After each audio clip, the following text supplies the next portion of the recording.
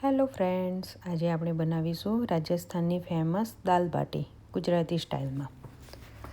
દાલ બાટીની દાળ કેમની બનાવી, સાથે લસણની ચટણી અને બે રીતે હું તમને આજે બાટી બનાવતા શીખવાડીશ।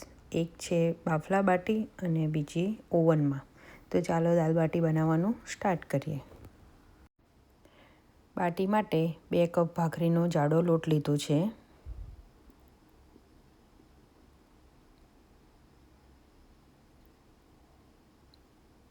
અને તે જ કપથી અડધો કપ મેં સોજી લીધો છે। સ્વાદ અનુસાર સોલ્ટ, અડધી ચમચી અજમો અને ચપટી જેટલો ખાવાનો સોડા અને 2 ચમચી જેવું ઘીનું મોણ કરીશ।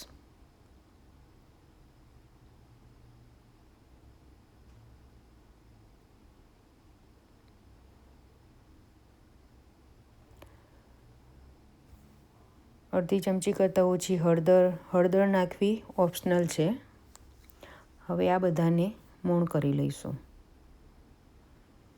આ રીતે હું લોટને સરસ મોઈ લઈશ।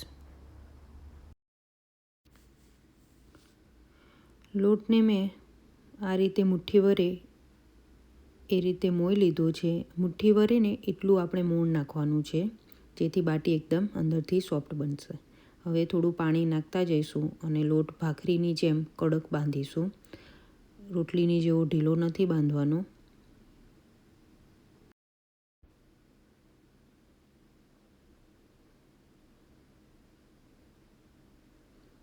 મેં આ રીતે ભાખરી જેવો કઠણ લોટ બાંધી લીધો છે। હવે લુવા બનાવીશું। આપણે બંને રીતે લુવા બનાવીશું।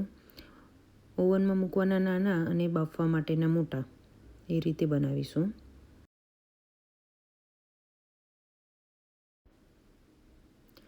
આ જે નાના લુવા કર્યા છે એને હું ઓવનમાં શેકીને બનાવીશ અને આ જે મોટા લુવા છે એને આપણે બાફીને સેલો ફ્રાય કરીશું।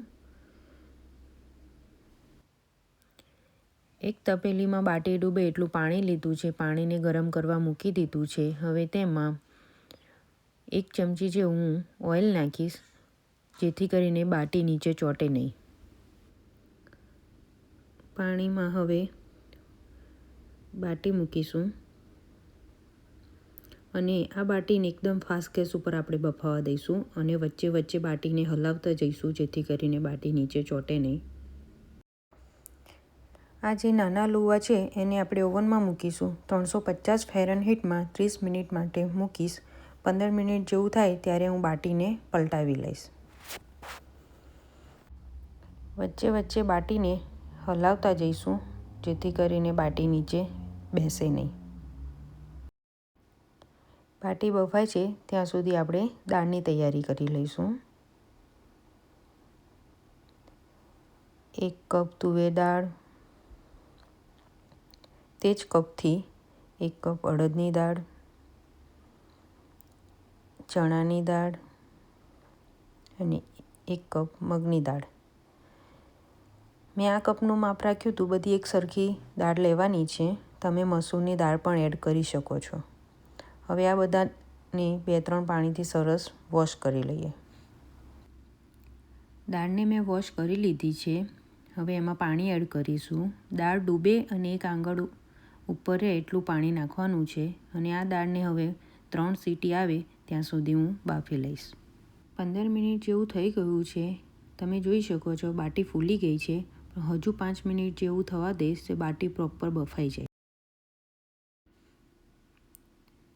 20 મિનિટ જેવું થઈ ગયું છે। બાટી એકદમ ફૂલી ગઈ છે, એની સાઇઝ ડબલ થઈ ગઈ છે। હવે આ બાટીને આપણે કાઢી લઈશું।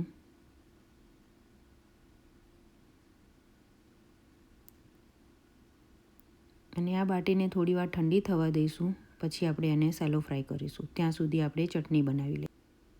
એક ખાંડણીમાં 5-6 લસણની કળી લઈશ,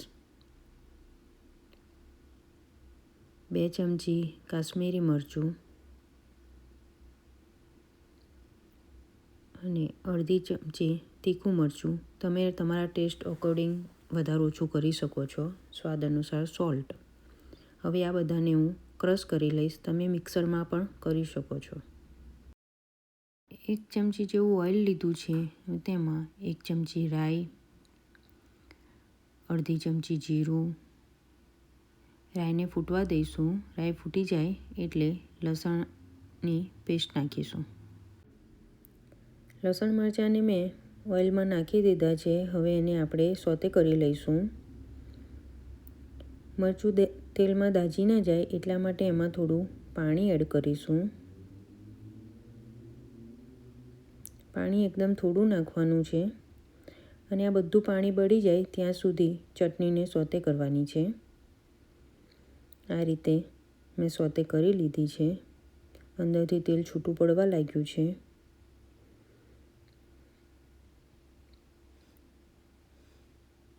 હવે તેલ છૂટું પડી ગયું છે. હું ગેસની ફ્લેમ બંધ કરીને અડધી ચમચી જેવી ખાંડ નાખીશ અને આ બધાને સરસ મિક્સ કરી લઈશું. ચટણી બની ગઈ છે. 30 મિનિટ જેવું થઈ ગયું છે. બાટીને મેં ઓવનમાંથી કાઢી લીધી છે. તમે જોઈ શકો છો બાટી ઉપરથી હલકો બ્રાઉન કલર છે અને અંદરથી બફાઈ ગઈ છે. હવે આપણે દાળની તૈયારી કરીશું. દાળ બફાઈ ગઈ છે. આ રીતે દાળને આખી પાકી રાખવાની છે. દાળને વધારે બાફવાની નથી. હવે આ દાળને હું બ્લેન્ડરથી મેશ નહીં કરું. હું એને ચમચાથી આ રીતે જ હલાવીને અડધી હું એને મેશ કરી લઈશ. હવે દાળનો વઘાર કરીશું. મેં 3 મોટી ચમચી ઓઇલ લીધું છે. ઓઇલ ગરમ થઈ જાય એટલે તેમાં અડધી ચમચી રાઈ ફૂટી જાય એટલે અડધી ચમચી જીરું,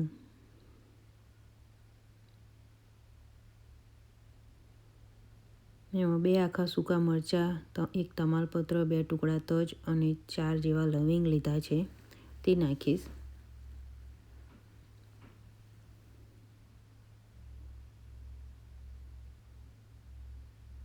અને હું થોડી વાર થવા દઈશ. ચપટી જેવી હિંગ, 2 ઇંચ જેટલા આદુના ટુકડાની મેં પેસ્ટ બનાવી લીધી છે. 2 ઝીણા સમારેલા લીલા મરચાં અને 4-5 કળી લસણ લીધું છે. હવે આ બધાને હું 1 મિનિટ જેવા તેલમાં સોતે કરી લઈશ.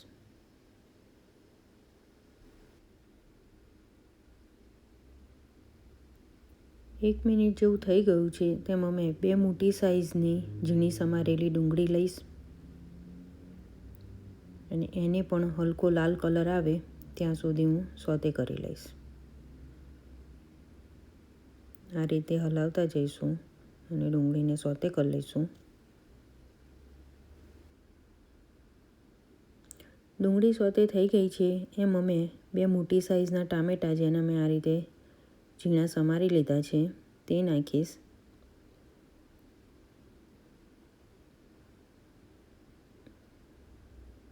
અને મિક્સ કરી લઈશું.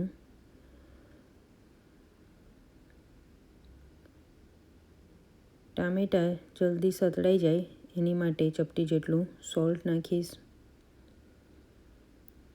જ્યાં સુધી તેલ છૂટું પડે ત્યાં સુધી ટામેટાને સોતે કરી લેવાના છે.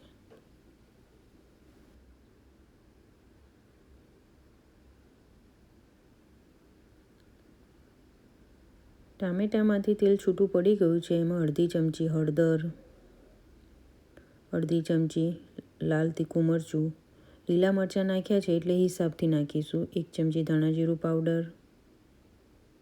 હવે આ બધાને મિક્સ કરી લઈશું અને 1 મિનિટ સુધી તેલમાં સોતે કરી લઈશું જેથી મસાલા એકદમ ચડી જાય.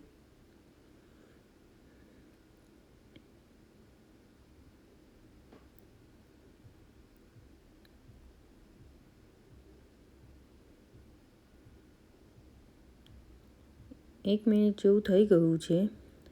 હવે જે આ દાળ બાફી હતી એ અંદર એડ કરીશું.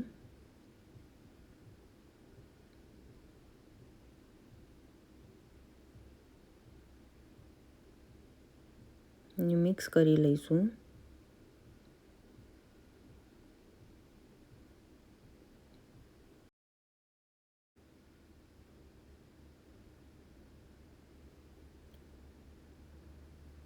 આ દાળ થોડી જાડી છે એટલે અંદર પાણી એડ કરીશું.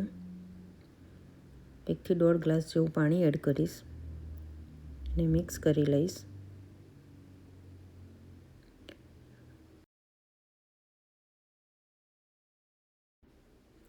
દાળ હજુ મને થોડી થીક લાગે છે એટલે હું અંદર 1.5 ગ્લાસ જેવું પાણી એડ કરું છું. આ દાળને હું 15 થી 20 મિનિટ સુધી ધીમા તાપે ઉકાળીશ જેથી એનો સ્વાદ સરસ આવશે. સ્વાદ અનુસાર સોલ્ટ.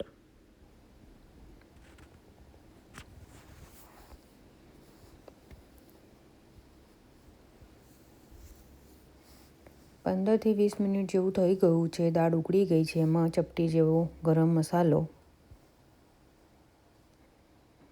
મસાલાને મિક્સ કરી લઈશું અને 1 મિનિટ જેવું થવા દઈશું.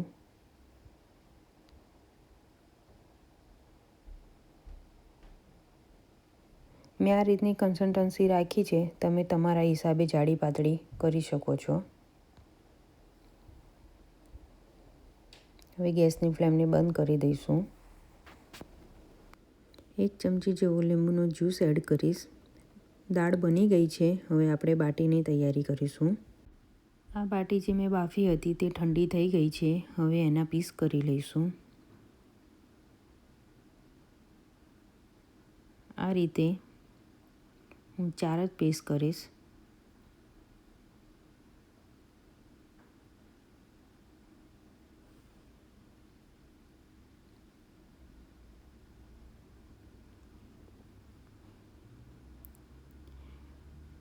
આ રીતે મેં પીસ કરી લીધા છે. હવે આ બાટીને આપણે ઘીમાં સેલો ફ્રાય કરીશું. એક પેન લીધું છે. એમાં મેં 3 ચમચી ઘી લીધું છે.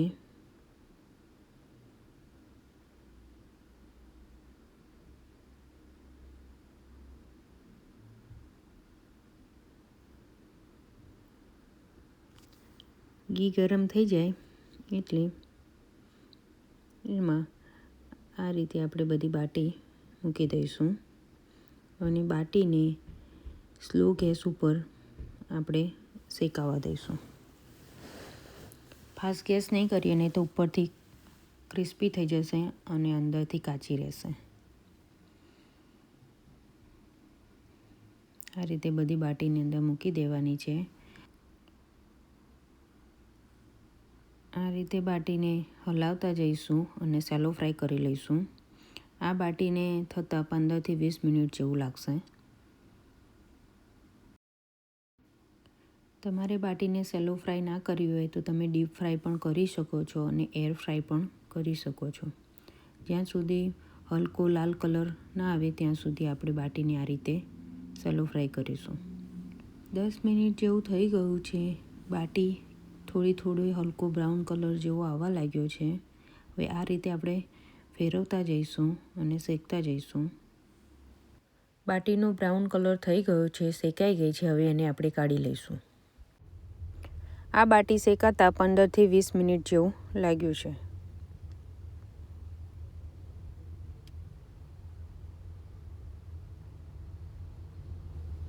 બાટી સેલો ફ્રાય થઈ ગઈ છે. હવે બધું સર્વ કરીશું. દાળ પણ થઈ ગઈ છે. દાળમાં થોડા ઉપરથી કોથમીર એડ કરીશું. હું આ રીતે દાળ બાટી બનાવું છું. તમે બીજી કોઈ રીતે બનાવતા હોય તો મને કોમેન્ટ કરજો. હવે બધું આપણે સર્વ કરીશું. લસણની ચટણી લીધી છે. હવે જે આ દાળ બનાવી છે એ અને જે આપણે ઓવનમાં બાટી બનાવી હતી એને આ રીતે ઘીમાં ડીપ કરીને હું સર્વ કરીશ.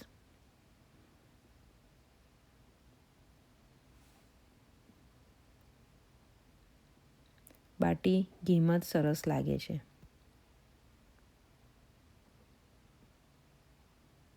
હવે બાફલા બાટી લઈશ.